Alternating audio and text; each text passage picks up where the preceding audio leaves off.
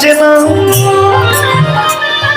এ বাবা, তত্ত্বটা কি যেমন হকারে পুরুষ করে বাহিরে গমন, সকারে শ্রীমতী রাধা করে আকর্ষণ। দেখেছেন?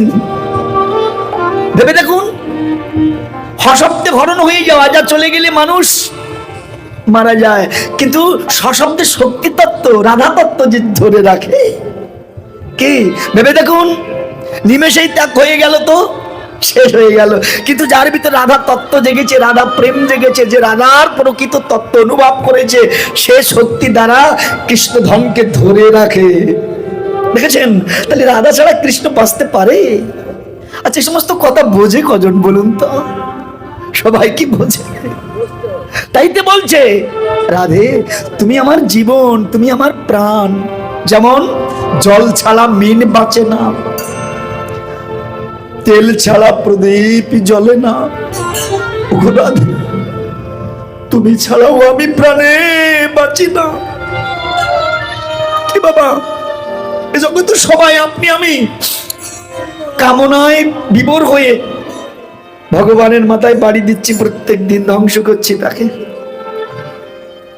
আহারে, তাই তো ভগবান বলছে, রাধে তুমি ছাড়া আমার আর কেউ নয়, তোমার ছাড়া আমার প্রাণ বাঁচে না।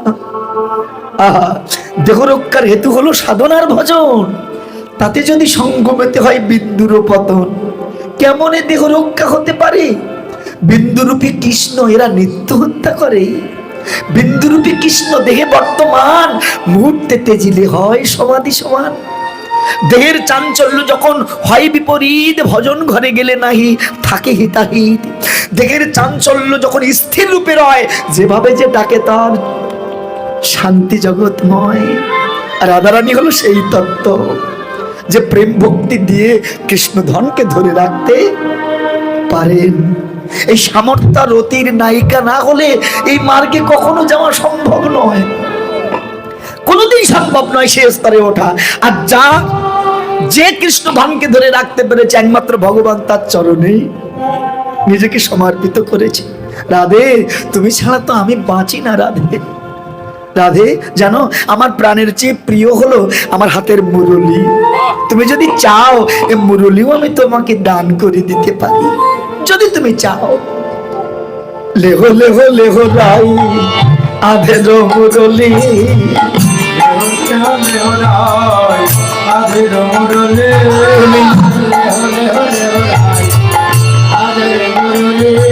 শুধু পরশিতে চাই তবু চরণের ধুলি রাধা বিনোদিনী।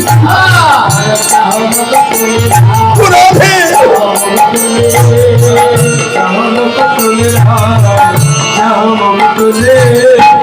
পরশিতে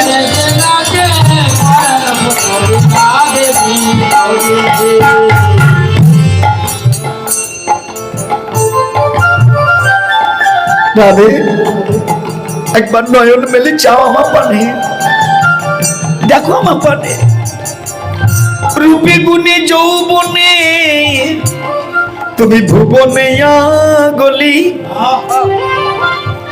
বিধাতা গড়েছে তব পরাণ পুতুলি। মা, জাগতিক জগতের রূপ গুণ থাকলে কিন্তু সে গুণী নয়। কি বাবা, যদি ভিতরে স্বরূপ তত্ত্ব কারো জ্ঞান না হয়, কি বাবা, বাইরে আমার যতই দেখতে সুন্দর হোক না কেন, ভিতরে যদি অন্ধকার থাকে, তার দ্বারা কিন্তু জগতের কল্যাণ হয় না।